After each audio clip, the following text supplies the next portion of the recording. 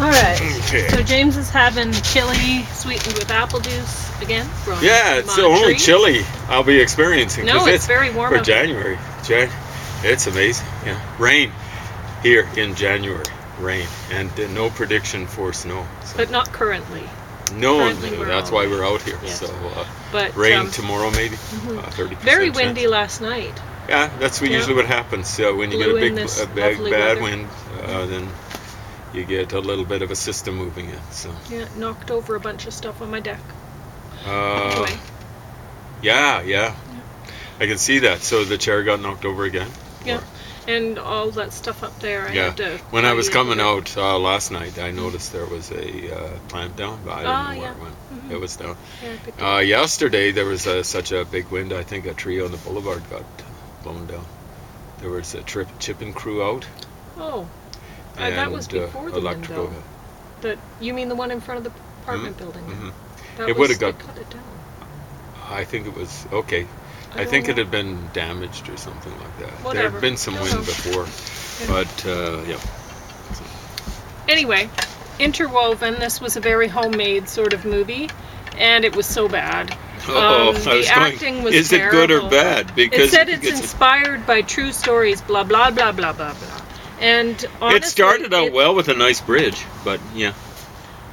Yeah, but there were, like, even the camera work was Mhm. really amateurish. Okay. Like, they'd focus on a little part of the bridge, and then another part of the bridge for, like, way too long, and honestly, I don't know, it was just really bad. I thought Dreamscape was a big company. Anyway, so it's kind of handheld stuff. Super 8. Anyway, the only person that should be a professional actor or involved in film at all with that movie was Otis's girlfriend. I think the guy's name was Otis. But anyway, the little bit overweight African American woman, she did a good job acting. Maybe that's Monique. Eh? She won an Oh, Academy Award. well, there you go. Yeah, she Well, did I a don't good know if job. Monique If is that an was- actor, but it doesn't really say. I don't know. Won all But sorts of one awards person- here.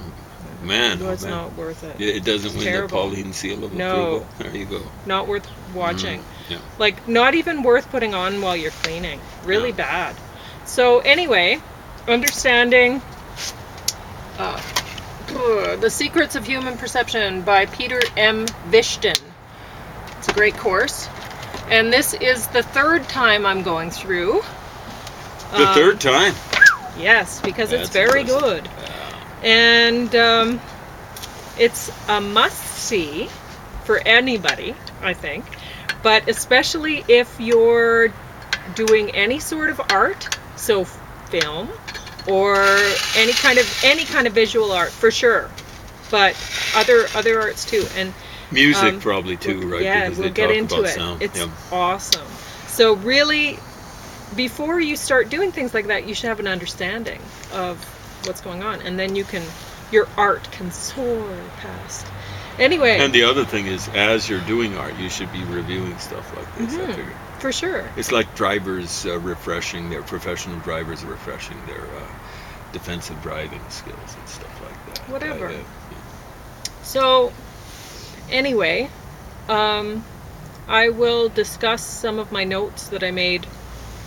Well, I did write a few things down that weren't from the first disc, so they're from so you'll get a little bit of a review later on probably, because I'm going to go through disc by disc because it's a lot of information. It's there's 6 lessons per disc, and each lesson is 30 minutes long, and then there's corresponding chapters in a book that comes with these great courses, and usually the instructor has put questions at the end of the chapter so that you can think past what the information provided, so you can actively learn past the passive learning part of it. So anyway, so I'm going to go over the first disc, and this will take a lot less time than 3 hours, but you'll be able to watch James eating while I talk. so the first little bit, I'd written out some different notes from later on, just because I have a hard time actually sitting. I like to read over the book first, watch the stuff once over, and then start taking notes. But sometimes I get too excited. I start taking notes. So women's ovulation schedule is synchronized because of our sense of smell, olfaction. Women must be meant to live together and raise children of the same age together, I put. So I'm not necessarily, when I criticize, when I'm talking about The Handmaid's Tale, or I'm talking about Mormonism or something like that, I am actually not criticizing one man having many wives or something like. I don't, honestly, that might work, but I don't necessarily think, like, there's certain things that happen, like there's more to it than just that, like the love hormone, and people start getting jealous, you know, and hurt, you know, if there are other people in the relationship. But if it works, it works, whatever works, you know. But it might actually work for a bunch of women to, like, say, they say it takes a village to raise a child. Well, maybe it takes, if you look at high school teenagers, a lot of the time they're hanging around together, the girls, they're best friends, they're all in a group, and they all get pregnant at the same time because they're ovulating at the same time, and because they're best friends and they're meant to raise children, their children, they get along together, and so they would better raise children together. They would be, you know, some could go out and do the gardening while others are cleaning, while, you know, so this makes sense. As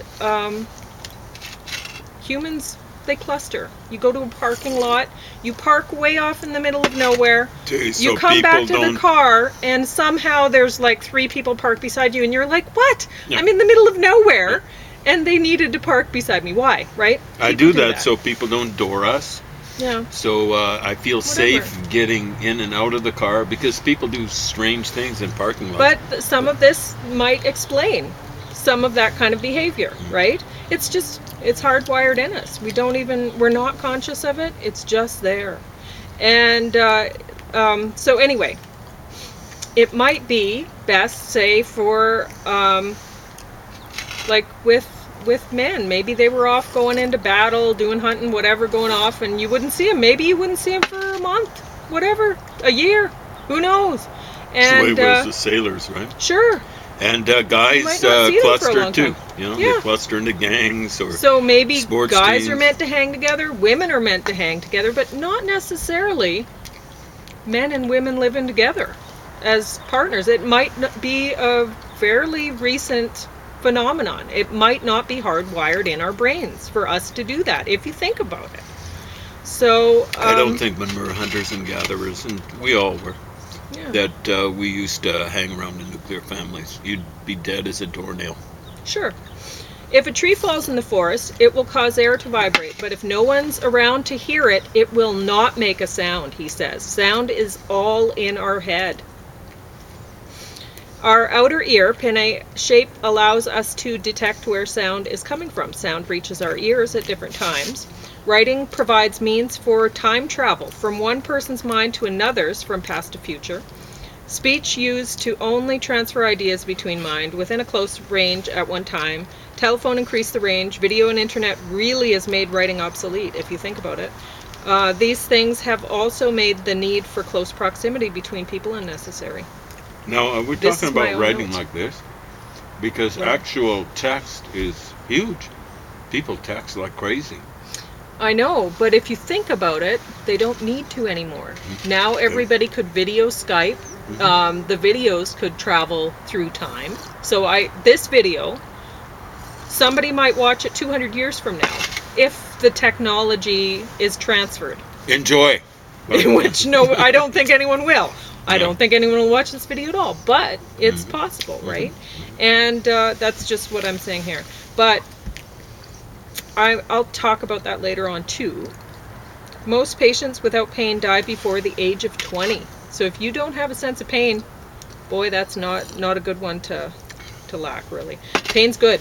Rapid serial vision presentation. When I was coming down with the cancer, even before I was diagnosed, I'd be saying, pain is good, agony isn't, right? Yeah. RSVP. In 100 milliseconds, you can recognize the image with a label you've given it. So if he says car, and he's flashing cars on and whatever else on the screen, you can car, whenever you see car. Now, this doesn't work for me, apparently. Like when I see the bat that is laying like this, I think it's wings. So if he's saying like, what was he saying? Something that can fly or something? The baseball bat, click. I think it's wings. Anyway, musical instrument doesn't work for me at all. I can't see them when they're going fast. My brain calls a fire truck a car. Yeah, James is fine. My brain, don't know what happened to it. Knocked around too much. No, I'm talking about the musical instruments. I probably would have trouble with categorization. Aymara, Native American language, is so fast. Yeah, it is. Where do they? Do you know where they speak that? Bolivia. Oh, really? Mm-hmm.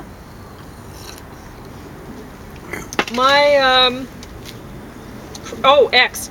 So he got us to draw a couple X's on. You've probably done this. The vanishing, the blind spot. So anyway, you put a couple X's like 1/4 inch apart on a piece of paper, and then you hold it out and you put them until you see just wait. Move it towards you from outstretched arm. Retina where optic nerve begins should be a blind spot. Anyway, cover left eye and focus on the X on the left. It should disappear when you do that. Put the grid over the X and you should see a blind spot filled with grid. My brain does not do that. I don't know why. Knocked around too much as a kid? Don't know. But our brain fills in, it infers the material, and it fills in the blind spot with grid. It should. Retinas reflect light. Red eyes in photos with flash eyes are blind everywhere there is a retinal vein. But our brain fills in information for us to see. Our brain fills in missing sensory input. Neurotransmitter spreads across synapse to the dendrite to the outer side of the synapse. The presence of the neurotransmitter affects the action potential of the next neuron. Excitatory action potential increases the rate of action potentials in the second neuron. Inhibitory action potential decreases the rate of action potentials in the second neuron. 100 billion neurons with 100 billions of neurotransmitters. Some have very long axons, as long as 2 meters. Some neurons in our brains look like baskets. Others look like pyramids. Now, this basket thing I was thinking of because I just watched Legion, the final season. And, well, I'll talk about that later. Lateral geniculate nucleus gets visual info and transfers it to visual cortex at the back of the head. That's why you see a flash of light if you hit the back of your head. Sensory cortex feels things like a map from other parts of the body. One part stimulated in cortex will make part of the body feel like it's being touched, like a part of the arm, and vice versa. Face recognition. Car experts recognize cars as faces, not upside down though. Right inferotemporal cortex, expert visual pattern recognition. And I've drawn some pictures here. I'll just read some stuff and see if it... I don't want to have to describe the pictures. Each of the 2 hemispheres contains a lateral geniculate nucleus, and each has a primary visual cortex. So you have 2 of them, just like your eyeballs. Visual cortex V1 is the first place where visual information reaches the cortex. Lateral geniculate nucleus subcortical structure. The magnocellular neurons project the axons into the dorsal occipital region, top back part of brain. Parvocellular neurons projected into the temporal region, side of head. Ventral, that's perception, on the side. Action, dorsal, on the top. Pathways. Damage to dorsal, recognize objects but don't know where or how big they are.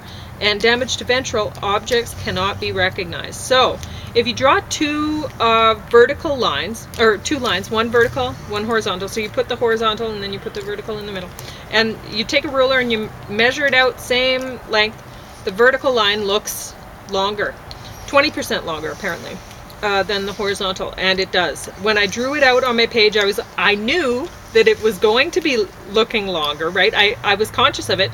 I didn't put it my horizontal down far enough. When I drew I should have drawn the vertical first, and I ended up drawing over top of some of my writing, and probably by about 20%.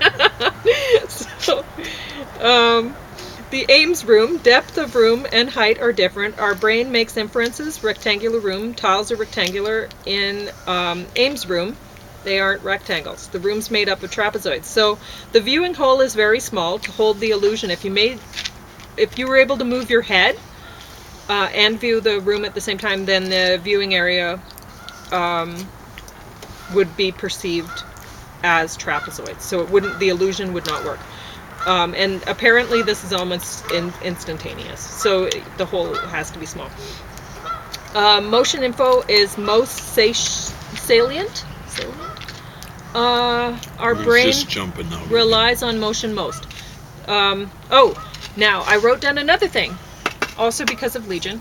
The shadow projected on the paper. So if you have shadow puppets, right? You have a screen or a piece of paper, whatever, and then you have your shadow puppets behind, and then behind that you have a light bulb, and so the shadows are projected on the screen or projected on the paper, whatever. And so that actually is two-dimensional vision because it's only on the paper, right? Anyway, and he was talking about apparent motion. So he was showing two squares. So one square here, and he'd flash one on and the other one off, like this, right? And what would happen is you'd see one square moving. Even though it didn't, your brain is just telling you that the square is moving from here to here, even though it never went in the middle there. And he was doing another thing where you had, I think, two flashing on and then two flashing on, like that, I think it was. And you see some weird stuff with that one. So if you go like this, and I think it was close one eye and go like this, then you see the squares moving around, and boy, that makes you feel like puking. Yeah. Well, maybe not you. I don't know. I get motion sick. So that one, if you get motion sick, don't even do that one. But another thing that I noticed is with the squares disappearing, you see lighter color where the square used to be.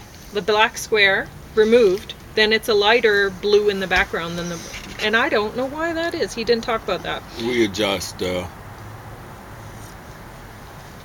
Same thing happens. Like if I look at that red for a while, and then look elsewhere, I will see it's the opposite red color. dot or whatever. Opposite color dot. Okay. Okay. I particularly notice with yellow and purple, or purple and yellow.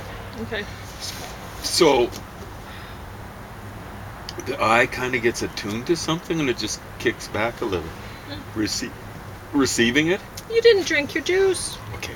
I don't want to look like Ronald McDonald. Oh. Right. I put 5 red long peppers and 1 yellow bell pepper and 2 limes in that. I look like Ronald McDonald with a beard. So. Okay, so our brain constructs the world we experience. Temporal inference with motion perception. We must see 1 and then 2 before our brain can infer the motion. So thus, we perceive motion after the motion occurs. Corollary discharge. Copy of message sent. Subtract movement. Close one eye. Press lower eyelid with finger. So, close this on. Press this. World goes up. 500 milliseconds gap between 2 images. Arm behind knee and in front. So, I'll have to try to find that on the internet, or just borrow this from your public library. Arm appears to move through knee or around depending on how much time between images. So you have one arm behind the knee and then in front, 2 pictures. And anyway, you get the idea. Our brain will even infer light, color, shadow for us. We perceive inferences, not the sensory inputs themselves. I didn't see the upward motion of the brick wall after viewing the downward motion of the waterfall. And I don't know why. My brain doesn't work. You might be watching on too small of a screen. Oh, maybe. Anyway, and I didn't write down notes from the last episode on that disc because, and I should, but I already know that stuff because I already learned it for drawing. But if you haven't learned that already, that's probably the most important one to. So I should have written notes for the people who haven't learned that already. That was not very nice of me. Anyway, but you should be watching this anyway because you can borrow it from your local public library for free. For free. And it's awesome. What an awesome instructor. The material is a must-see for everybody. You have to understand how your brain works, or like how much your brain actually makes up. You're like, a lot of the time you think that you're living in the world and you see things and that is reality, but really what we see is not reality at all. It's whatever our brain tells us to see. And depending on how your brain is wired, I don't see things as James sees things. I don't. I know that I don't, because I understand this. I understand that my brain is not wired like James's. I have experienced different things. Absolutely. Like I was raised with pigs on the farm, which later he will talk about that, and I will write notes about that. James was not. So my olfactory cortex or whatever is way different, wired way differently than his, because I was raised on a farm when I was little. My brain is wired differently. So, and for all sorts of different, we've just experienced different things all the way along our life. He was in Africa. I'm sure he had a lot of experience with wiring of his brain from that. So Robbie Robertson, who was the main writer for the band, a good Canadian guy, part I think Iroquois, part Jewish, kind of like half and half. 4/5 of the band, including himself, were Canadian boys, right, from Southern Ontario. But they became the backing group for a guy called Rompin' Ronnie Hawkins, who came from West Helena, Arkansas, just southwest of Memphis. And this is where rock and roll was basically born. And Levon Helm, the drummer from the band, was brought up by Rompin' Ronnie Hawkins to Toronto, and that's where Rompin' Ronnie made his name. It really wasn't that great, he eventually was, I think John Lennon eventually met him and stuff like that. And John Lennon would have loved his music because John Lennon loved rock and roll.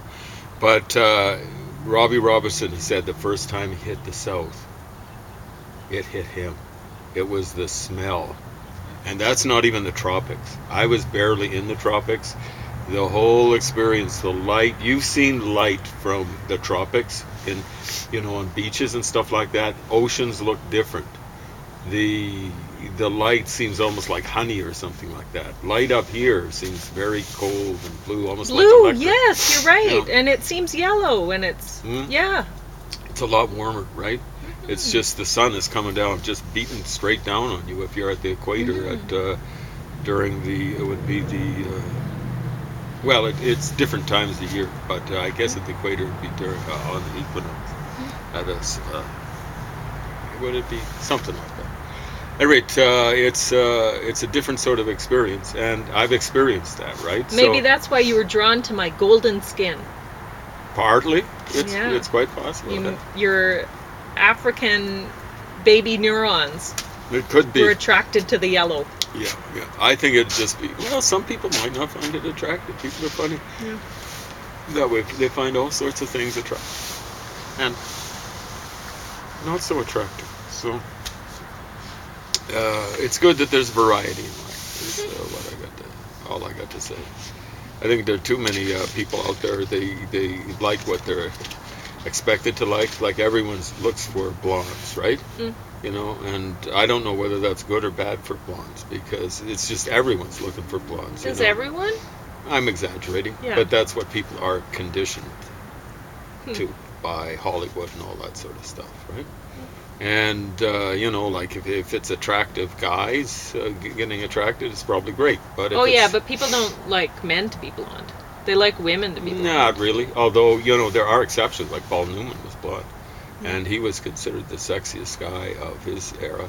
And he was kind of succeeded by a guy called Robert Redford. But this who's may kind of just blondish. be a temporary phenomenon. Because right now, women are seen as attractive if they are more, if they're youthful, right? This may not be the case in the future. It's hard to say what'll happen. I mean, this is in our society. In other societies, women kind of made their breasts look as though they'd been well used. Mm-hmm. You know, they'd work at it, right? So, Yeah. And so uh, really it's it's creepy that people find blonde women attractive, more attractive, because it's childlike. well, if it gets to that point, and blondness is associated with, like I used to be blonde when I had hair and I was young. Mm-hmm. My dad, who was black Irish looking, he had very fair skin, kind of greenish eyes, but he had very black hair. But I've seen the pictures. It's not him telling stories. You know how old folks can tell stories and they make things up. I've seen the pictures. He was blonde when he was I a wee believe little it. bit. My sister had black hair when she was a baby. Wow. Okay. She's blonde as can be, but It's black strange. hair. But usually it goes I from don't know blonde to how that happened. darker. I ended up having kind of reddish brown hair, right? And she has kind of calico cat kind of. Well, she doesn't let the hair grow on her body, but yeah, it's not consistent. I don't know Okay. why. So, yeah, I think there is a certain level of creepiness there.